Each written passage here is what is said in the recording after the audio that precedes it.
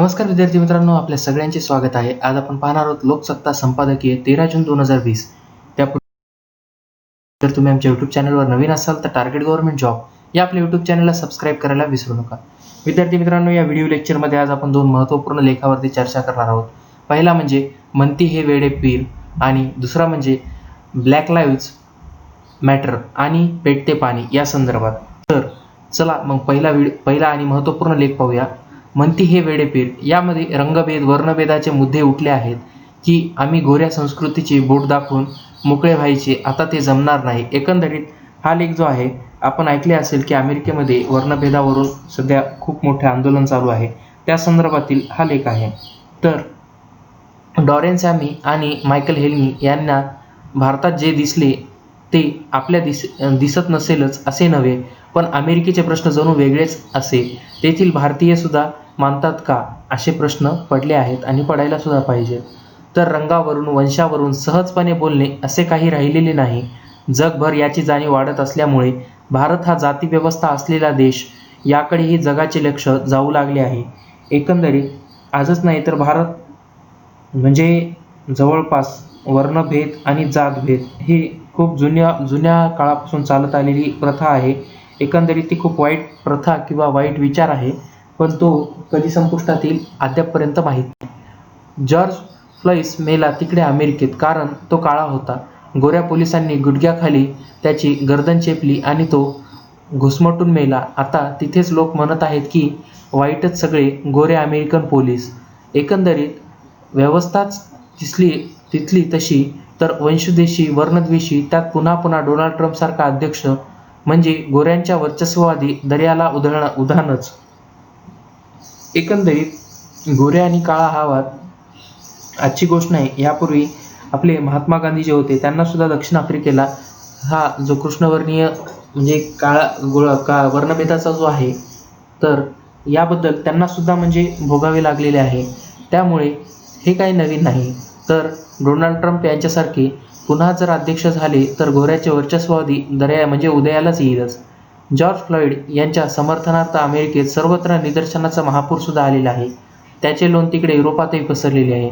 तेही तसेच ना, कारण की वसाहतवादी वंशद्वेषी वर्णद्वेषी काळ्यावर केवढाही तो अन्याय बरोबरच आहे. त्यांचे रस्त्यावर उतरणे असे सगळे भारतात परदेशातल्या अन्याय रुदनात मशगूल असताना एक दिवस डॉरेन समी या क्रिकेटपटूचा प्रश्न येऊन आमच्यावर आदळतो. एकंदरीत IPL दरम्यान मलाही कालू असे संबोधले जायचे. म्हणजेच कोणाला, तर डॅरेन सामी यांना. तर हा शब्द वर्णद्वेषी नव्हता. हा प्रश्न त्यांच्या त्या काळात फ्रँचायझीला मित्रांना सहकाऱ्यांना उद्देशून होता. तर डॉरेन सामी हा वेस्ट इंडिजचा माजी कर्णधार. तर एक सभ्य क्रिकेटपटू म्हणून लोकप्रिय कसाही असला तरीही आपल्याला भारत जे म्हटले जायचे आणि जगभर सध्या जे काही सुरू आहे ते परस्परांशी संबंधित आहे असे त्याला वाटावे, हेही महत्त्वाचेच. कारण की त्याबद्दल त्यांनी केलेली समाज माध्यमांवरील नम्र विचारणा व त्यांच्या सभ्य आणि संघर्षभीरू व्यक्तिमत्वाचे लक्षण, एकंदरीत अनेक वर्षाच्या दडपणातून कदाचित तो मोकळा झाला आणि आपण अडकलो. आपल्याला असे मोकळे होण्याचा अधिकार नाही. त्याने उपस्थित केलेला प्रश्न आजच नाही तर वर्षानुवर्षे आहे. तर रंगभेद वर्णभेदाचे महत्त्वाचे मुद्दे उठले की आम्ही गोऱ्या संस्कृतीकडे बोट दाखवून मोकळे व्हायचे, आता ते जमणार नाही. कारण की सॅमीने उपस्थित केलेल्या प्रश्नांचा उत्तरे द्यावीच लागणार आहे. तो प्रयत्न सुरुवातीलाच त्याच्याच त्या संघातील सहकारी इरफान पठाणने केला. सॅमीला कालू संबोधणाऱ्या मी नाही, पण त्याने वर्णद्वेषाचा मुद्दा उपस्थित केला. तो भारताला नाही, इथे तर भर मैदानात दाक्षिणात्य क्रिकेटपटूंनी त्याच्या गडद कायेवरून टोमणेबाजी ऐकावी लागते. तर या सगळ्यातून आपल्याकडील वर्चस्ववादाची चर्चा पुन्हा सुरू होऊ शकते. हा प्रश्न केवळ क्रिकेट किंवा एखाद्या खेळापुरता मर्यादित नाही, तर जातीवादाच्या रूपाने हजारो वर्षे येथे वंशवाद नांदतच आहे. एकंदरीत त्या अर्थानेच आपणही गोऱ्या इतके वंशवादी. तर वेस्ट इंडिजचे विख्यात माजी गोलंदाज मायकल हेलिंग्डे फार सहजपणे शुक्रवारी इंडियन एक्सप्रेसमध्ये लिहितात की भारतात आम्हाला खूप सन्मान मिळायचा, कधीच वर्णद्वेषाची टोमणी ऐकावी सुद्धा लागली नाहीत. पण येथेही एक वर्गव्यवस्था आणि जाती व्यवस्था अस्तित्वात आहे याची जाणीव होती. अनेक वर्ष भारताचे दौरे करून तिचे अस्तित्व जाणवायचे. इतर देशाविरुद्धच येथे पूर्वग्रह दिसून येत. उजळ कायेचे आकर्षण येथे फारच, पण येथील उजळ बनविणाऱ्या कथित औषधांच्या अब्जावधींचा उद्योग मला नेहमीच बुचकळ्यात टाकतो. उजळ गोरे तेच चांगले हा वसाहत युगाचा परिणाम जो आहे हे लिहिणाऱ्या होल्डिंग्स यांना कदाचित ठाऊक असेल किंवा नसेलही. युरोपातील काही फुटबॉल मैदानांमध्ये दिसून येते तशी वर्णद्वेषी हिनवेगिरी क्रिकेटमध्ये प्रामुख्याने दिसली, ती गोऱ्यांच्या देशात नव्हे तर आपल्याच देशामध्ये, म्हणजेच येथे मुंबईमध्येच. ऑस्ट्रेलियाचा अँड्र्यू सायमंड्स हा मिश्रवर्णी क्रिकेटपटू म्हणजेच माकडाला हिणवतात तसे त्याला आपल्याकडे वानखेडे स्टेडियमवर हिणवले गेले होते. तो प्रताप अद्याप बाकीच्या मैदानावर नोंदवलेला गेला नाही. त्याचेच आश्चर्य वाटण्याचे खरे तर काही कारण नाही, कारण की येथील हजारो वर्षाच्या जाती वर्चस्ववादाला, वंशवर्चस्ववादाला व गोऱ्या वसाहतवाद्यांनी वर्ण किंवा रंग वर्चस्ववादाची जोड दिली आहे. एकंदरीत जाती वर्चस्ववादाविषयीच्या आपल्या शहानिवा स्वातंत्र्योत्तर काळामध्ये विकसित आणि परिपक्व होत गेल्या, तर परंतु रंग वर्चस्ववाद विषय जो आहे तर त्या प्रमाणामध्ये आणि त्या गांभीर्याने जनजागृती होऊ शकली नाही. कारण रंगावरून दुसऱ्याला टोमणा मारणे हे आपण इतके स्वीकारले आहे की त्याविषयी ज्याला किंवा जिला बोलले जाते अंशामध्ये ही स्वीकृती करून म्हणजे मुरून मृतवत झालेली आहे. बहुतेकदा दुखवण्याचा हेतू नव्हता वगैरे वक्तव्य करून त्या कृत्याचे समर्थन केले जाते. प्रसंग तेथेच मिटतो, पण प्रश्न जिवंतच राहतो. तर या वर्ण विनिद्रेतून म्हणजेच ह्या जाणीव निद्रेतून म्हणजेच जाणीवेच्या झोपेतून आपल्याला दचकविण्यासाठी एखादा सामी, कृष्णवर्णीय सामी बाहेरून यावा लागतो, हा आपला करंटेजपणा. एकंदरीत पाकिस्तानचा माजी कर्णधार सरफराज अहमद याने दक्षिण आफ्रिकेच्या दौऱ्यात एक कृष्णवर्णीय क्रिकेटपटूला अंदिले फ्लेक्युलो भर सामन्यात आबेकाले असे हिणवले होते, तर त्याच्यावर कारवाई झाली होती. मी तर गमतीने बोललो असा त्याचा बचाव. हे अजाणतेपण हा पाकिस्तानी नव्हे तर दक्षिण आशियाई मानसिकतेचा परिणाम. वेस्ट इंडिजचे पूर्वीचे पिढीतील क्रिकेटपटू भारतीय वंशाच्या क्रिकेटपटूंना कुली असे संबोधायचे. ते संबोधणे प्रतिकात्मक होते, कारण की त्यातील काही भाग जो आहे तो मत्स्याराचा असेलही, पण क्रिकेटपटूंनी गोऱ्या क्रिकेटपटूंना पांढरी माकडे किंवा पांढरी बदकी वा तत्सम काही संबोधल्याचे ऐकवीत वाचनात आलेले नाही. अशी भावना त्या कृष्णवर्णीयांमध्ये दक्षिण आशियाई मंडळींच्या संपर्कात आल्यानंतरच का उत्पन्न व्हायची हे शोध घेण्यासारखे आहे. एकंदरीत डॅरेन सामीला जे आक्षेपार्ह वाटले ते आम्हाला वाटत नाही. येथे रोजच्या रोजच असे आम्ही म्हणून चालतो, पण येथून पुढे हे चालणार नाही. जगभर याविषयीची जाणीव रुंदावते आहे. रंगावरून, वंशवादावरून सहजपणे बोलणे असे काही राहिलेले नाही. तर डॅरेन सामी येथे येऊन हे पाहू शकतो. मायकल हेल्डिंग वर्षानुवर्षे येथे येऊन अनुभवू शकतात. हेच आपण भारतीय जगभर फिरत आहोत. हेच आपण आता अमेरिका, इंग्लंडसारख्या देशामध्ये प्रभावगट बनू लागलो आहोत. याच आपल्या तेथेही बोलले जाऊ शकते. हे तेच ना जेथे रंगावरून टोमणे मारले जातात, अवहेलना केली जाते. अशी नशीबवान म्हणून आपल्यातील बहुतेकांना अगाध जाती जाणीव आणि वर्ण जाणीवाविषयी ती मंडळी तितकी चिकित्सक नव्हती. अन्यथा किती जण तेथे नंदनवनामध्ये स्थिरावू शकले असते. आता ती पळवाट चालण्यासारखी नाही. तर डॅरेन सामीच्या त्या प्रसंगांना आता 4 वर्ष होऊन गेली आहेत. त्याने आज हा मुद्दा काढला नसता तर तो कौलाघात वाहून गेला असता. पण प्रश्न विचारले पाहिजेत, त्याची उत्तरे दिली पाहिजेत. हे प्रश्न आपल्याकडेच पडले पाहिजेत, त्याची उत्तरे आपण शोधली पाहिजेत. तर उत्तरंडीची व्यवस्था हा आपल्या देशाला, संस्कृतीला लागलेला एक शाप आहे. एकंदरीत ती धर्मवर्चस्व जातीवर्चस्व, अर्थवर्चस्व, वर्णवर्चस्व अशा वेगवेगळ्या रूपांमध्ये दररोज ठसठसत आहे. आपण मात्र अमेरिकेतील कृष्णवर्णियांच्या लढ्याकडे पाहून टाळ्या पेटत राहतो. गोऱ्यांची अशी जिरवायलाच हवी असे म्हणत राहतो. गोरे आणि काळे किंवा गोरे आणि उजळ ही व्यक्तिनिष्ठ संकल्पना आहे, तर कृष्णवर्णियांच्या दृष्टीने आपल्यातही असे अनेक उजळच आहे आणि म्हणूनच गोऱ्यांइतकेच वर्णवर्चस्ववादी आपण. गोऱ्यांच्या देशातील अनेक संवेदनशील गोऱ्यांसारखे आपण अजूनही गुडघ्यावर झुकून वाकायला तयार नाही. आम्ही त्यांनाच दोषी आणि वेडे पीर मानतो. आम्हाला स्वतः शहाणे ठरवू. तर दुसरा आणि महत्त्वपूर्ण लेख, ब्लॅक लाईव्हज मॅटर आणि पेटते पाणी. म्हणजेच पाण्याचा प्रश्न हा फक्त तांत्रिक किंवा पर्यावरणीय नसून व्यापक सामाजिक न्यायाचा प्रश्न आहे. मग तो महाराष्ट्राचा असो की अमेरिकेतला असो. एकंदरीत पाणी म्हणजे जीवन. तर आपल्याला माहीत आहे की पाणी हे आपल्याला अत्यंत जीवनासाठी खूप महत्त्वपूर्ण आहे. एखाद्या वेळेस जेवण नसलं तर चालते, परंतु पाणी हे पिण्यासाठी व माणसाला खूप आवश्यक आहे. म्हणजे जीवनावश्यक गोष्ट किंवा जीवनावश्यक नैसर्गिक स्रोत असं म्हणता येईल. मिसिसिपी असो वा मोखडा, आमचे आयुष्य उद्ध्वस्त करण्यासाठी यांनाच पाणी हवं असतं का? हा सवाल सर्वत्र कधी ना कधी होतच असतो. तो आजही आहे. पाण्याचा प्रश्न हा तांत्रिक किंवा पर्यावरणीय नसून व्यापक सामाजिक न्यायाचा प्रश्न असून तो मग महाराष्ट्राचा असो, अमेरिकेचा असो की जगामधील कोणत्याही देशाचा असो. तर ब्लॅक लाईव्हज मॅटरचा बुलंद घोष असंख्य अमेरिकेत आणि इतर देशांमध्ये ऐकू येत आहे. तर करोनाच्या विळख्यात असताना सुद्धा देखील इतके लोक एकत्र येत आहेत, कारण अनेक ब्लॅक पिढ्या वंशभेदाचे त्याहूनही अधिक डागणारे व्रण भोगत आहेत. म्हणजेच ज्याची सावट सगळ्या सामाजिक न्यायाच्या मुद्द्यावर पसरले आहे. म्हणजेच करोनाचा परिणाम अमेरिकेतील एकूण जनतेवर झाला तरीही सगळ्यात जास्त प्रमाण जो आहे तो बेरोजगारी झाला आहे. ते ब्लॅक लोक. या रोगाने सगळ्यात जास्त बळी गेलेत ते ब्लॅक्सचे व्हाईट आणि ॲशियन्सचे तिप्पट प्रमाणात. यामागची कारणे अनेक आहेत. त्यांच्या मुळाशी वंचित गटाला आणखीच असहाय्य करणारी व्यवस्थासुद्धा आहे.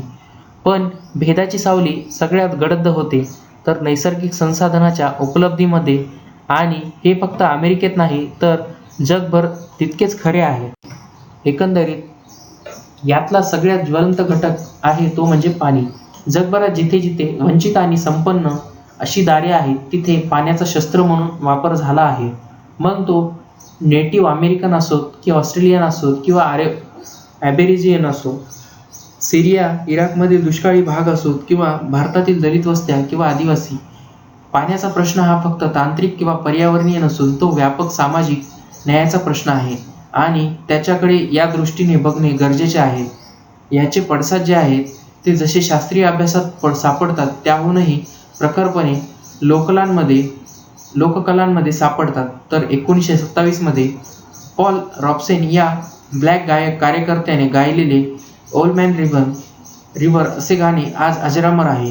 विद्यार्थी मित्रांनो, खूप छान गाणे आहे ओल्ड मॅन रिव्हर. हे जर आपल्याला ऐकायला भेटली तर आपण ऐका, खूप छान आहे. भारतात भूपेन हरिजकापासून नामदेव ढसाळांपर्यंत अनेक या गाण्याने रॉबिन्समुळे प्रभावित झाले. तर हे गाणे नदीबद्दल आहे. गंगेसारखेच आयकॉनिक नदी मिसिसिपी फक्त नदी नसून अमेरिकेतील एकाच वेळी वाहणारी आणि साधारण दुवा आहे. पण 19व्या शतकात आफ्रिकेमधून मानवांची गुलामी म्हणून ने-आण झाली ती याच नदीवरून. पुढे मुख्यत्वे करून कपाशीची लागवड असलेल्या शेतांमध्ये ब्लॅक्सना राबविण्यात आले, ते मिसिसिपीच्या खोऱ्यातच. त्यामुळे त्याची नदीगीते जी आहेत ती खचितच वेगळी. रॉबिन्सन मिसिसिपीला सांगतो की मला तुझ्यापासून आणि गोऱ्या साहेबांपासून दूर जायचे आहे. आम्ही दिवसरात्र कपाशीची ओझी वागवतो आणि तुझ्यासमोर तुला आमचे हाल दिसतात, पण तू एक शब्दही बोलत नाहीस. यावरून प्रेरणा घेऊन आले गाणे म्हणजेच हजारांचे बस्तीरने दुपेरन किंवा गंगा बहती है क्या अशा स्वरूपाचे. पण या दुःखाची सावली जिथे अस्लीवीत देखणी होती म्हणजेच डेल्टा ब्लूज हा संगीताचा प्रकार एक अर्थी जाजचा पाया मानला जातो. म्हणजेच डेल्टा ब्लूज तर ब्लॅक्सचे हक्काचे नदी संगीत आणि ते देखील मिसिसिपी डेल्टा त्रिभुज प्रदेशाचे 1927 ते 1950 मधील ही गाणी सांस्कृतिक दस्तऐवज आहेत. तर 1927 मध्ये मिसिसिपी नदीला अकल्पित पूर आला आणि काही ठिकाणी तिच्या भोवती बांधलेली संरक्षण भिंत जी आहे ती कोसळली. इथून पुराचे पाणी जे आहे ते आत शिरले आणि लाखो एकर भाग जे आहे तो 10 फूट पाणी त्यामध्ये साठले. याच पहिल्या आणि सर्वाधिक फटका जो आहे तो कपाशीनंतर शेतांवर गुलाम म्हणून राबणाऱ्या ब्लॅक वस्त्यांवर झाला. हजारो बेघर सुद्धा झाले आणि बुडले सुद्धा. त्यावेळी बंडखोरी बाहेर येणे अवघड होते. मग त्यातून संगीत उमटले. बिग बिली, ब्रुन्स, चार्ली पॅन्ट्स, बेझी स्मिथ यासारख्या अनेक ब्लॅक गीतकार गायकांनी डेल्टा ब्लूज जन्माला घातला. या पुराची गाणी रचली. आज तो पूर आपण विसरलो असून पण बेसी स्मिथचे बॅकवॉटर ब्लूज, बिग बिलीचे मिसिसिपी रिव्हर ब्लूज आणि चार्ली पॅटनचे हाय वॉटर रायझिंग हे गाणे तेव्हाही धगधगे वास्तव्य जिवंत करतात. आजही परिस्थिती फार बदललेली आहे असे नाही, म्हणजे हे गाणे तेव्हा सुद्धा जिवंत होते आणि आज सुद्धा जिवंत आहेत. एकंदरीत 2014 मध्ये मिशिगन राज्यातील फ्लिंट नावाच्या गावी वंशभेदाचे नवे आणि तितकेच भीषण वास्तव्य समोर आले. फ्लिंट या ब्लॅक बहुल गावाच्या पाण्याचा स्रोत पैसे वाचविण्यासाठी बदलण्यात आला आणि शिसे प्रदूषित पाणी तिथल्या नागरिकांना पुरविण्यात आले. याचे आरोग्यावर, खास करून मुलांच्या आरोग्यावर खूप गंभीर परिणाम झाले आणि अद्यापही होत आहेत. अभ्यासकांच्या मते फ्लिंटच्या पाण्याचा प्रश्न जितका प्रदूषणाचा होता त्याहूनही जास्त वंशभेदाचा होता. हे गाव वाईट असते तर त्यांच्या पाण्याशी असा खेळ करताना सरकारने 10 वेळेस विचार केला असता. तर फ्लिंट असो, न्यूयॉर्क असो किंवा लॉस एंजेलिस असो, स्वच्छ पाण्याची उपलब्धता हा तांत्रिक प्रश्न नसून तो वंशभेदाचे पदर आहेत आणि त्यावर लढे उभे राहतात. त्यांना काही प्रमाणात यश मिळत आहे, जसे लॉस एंजेलिस नदीच्या पुनरुज्जीवनाच्या प्रकल्पामध्ये ब्लॅक्सांना विशेष स्थान मिळाले आहे. तर आपल्याकडे वंशभेद नाही म्हणून काहीच होत नाही असे नाही, तर आपल्याकडेही पाण्याची उपलब्धतेचा प्रश्न काही अंशी अधिक क्लिष्ट आहे. ज्योतिबा फुलेंनी दुष्काळात आपली विहीर सगळ्यांसाठी मोकळी करून, डॉक्टर बाबासाहेब आंबेडकरांनी चवदार तळ्याचा सत्याग्रह करून अनेक वर्ष लोटली तरीही एक गाव एक पाणवठा असे इतके साधे सत्य अजूनही भारतात पूर्णतः लागू नाही. अगदी 2018 मध्ये 5 राज्याचा अभ्यास करून काढलेले निष्कर्ष देखील हेच सांगतात की ग्रामीण भागामध्ये 60% बिगर दलित घरांमध्ये पाणी नाही, तर 72% दलित घरात पाणी नाही. बाहेरून पाणी आणण्याची प्राथमिक जबाबदारी बाईची, जी गरीब, स्त्री आणि दलित अशी तिन्ही वास्तवात घेऊन जगतो. या अभ्यासात जरी महाराष्ट्र नाही तरीही आपल्याकडे पाण्याबद्दल भेदभाव नाही असे म्हणणे धारिष्ठतेचे होईल. एकंदरीत मराठवाड्यात पारधी पांड्यांमधील अजूनही विहिरी ज्या आहेत त्या वेगळ्या आहेत. आम्ही प्रकाशित केलेल्या आणि अभ्यासानुसार दुष्काळलेल्या इथल्या बायका ज्या आहेत त्या गावातील इतर घरांपेक्षा दुप्पट किंमत मोजून पाणी घेतात. तर सरकारी नळ योजना, पाणीपुरवठा योजना या अनेकदा दूरच्या पाड्यांपर्यंत पोहोचल्या नाहीत. हे पाडे जे आहेत ते कोणाचे असतात हे वेगळे सांगण्याची गरज नाही. तर वनवासी गटांबद्दल असेच मोखड तालुक्यात अजूनही सातत्याने दुष्काळ पडतो. तर मुलांचा चढा मृत्यू दर यामागे पाण्याची, सिंचनाची उपलब्धता नसणे ही मोठी कारणे आहेत. आणि असे असतानाही आपले सरकार योजना आखत आहे मोकळ्याचे पाणी आणि औद्योगिक संपन्न अशा सिन्नरकडे वळविण्याच्या. मध्य वैतरणा धरण जे आहे ते होण्यासाठी आदिवासी गटांनी आपली घरे सुद्धा गमावलेली आहेत, पण आजही त्यांची पाण्यासाठी पायपीट सुरू आहे, म्हणजेच मुख्यत्वे बायांची. तर शहरांमध्ये भेदभावाचा हाच प्रश्न जो आहे तो श्रीमंत आणि गरीब वस्ती असे रूप घेतो. तर मुंबईतील पाणी हक्क समितीने केलेल्या नव्या अभ्यासानुसार गरीब वस्तीतील 5 लाख नागरिकांना दिवसाकाठी 60 लिटर पाणी तर पाणी देखील मिळत नाही. तर 5 लोकांना 60 लिटर पाणी देखील नाही. मग करोना विरोधात सतत हात धुवायचे तरी कसे येणार हा प्रश्न उपस्थित राहतो. आवाज नसलेला गट, मग तो दलित असोत, आदिवासी असोत की गरीब असोत की निसर्ग आणि परिसंस्था असोत, यांची पाण्यासाठी लढाई नेहमीच आतोनात अवघड राहिली आहे. प्रत्येक नव्या आणि जुन्या प्रकल्पांमध्ये या गटाकडे सर्वात प्रथम व निकडीचे लक्ष दिले नाही तर ही दरी वाढतच राहणार आहे. एकंदरीत नळ पुरवठा योजना असो किंवा मोठे धरण असो किंवा पाणलोट क्षेत्र विकास असो असे किंवा नदी पुनरुज्जीवन किंवा वंचित घटकांकडे दुर्लक्षित करून किंवा त्यांच्या दुर्बल असण्याचा फायदा घेऊन कोणतीच पाणी योजना सफल व सुजल होऊ शकत नाही, तर उद्रेकच होतो. आणि ब्लॅक लाईव्ह मॅटर मधून आज तेच दिसत आहे. एकंदरीत ही खूप महत्त्वपूर्ण आणि छान अशी कविता आहे नामदेव ढसाळ यांची. पाण्याच्या अंतःकरणात असतं मूलगामिनी उदार, त्याचं पीस फिरलं ना तर क्षणात खपल्या पडतात हजारो दुःखांच्या. किती करणार तटबंदी पाण्याला, कशी घालणार वेसन, पाण्याच्या खळखळत्या रूपाला. पाण्यासारखं सुंदर कर्तव्य दुसरं कुठलंही नसतं जगात. पाणी टंचाई आली तर तुमच्या शर्टसारखी शहरं बदलतात. मग सांगा पाण्या वाचून तडफडून मरणाऱ्यांनी काय बदलावं. खूप छान कविता आहे. आपल्याला लेख कसा वाटला तो आम्हाला कमेंट करून कळवा. टार्गेट गव्हर्नमेंट जॉब या आपल्या यूट्यूब चॅनलला सबस्क्राईब करा. बाजूला दिलेल्या बेल आयकॉनला क्लिक करायला विसरू नका. धन्यवाद.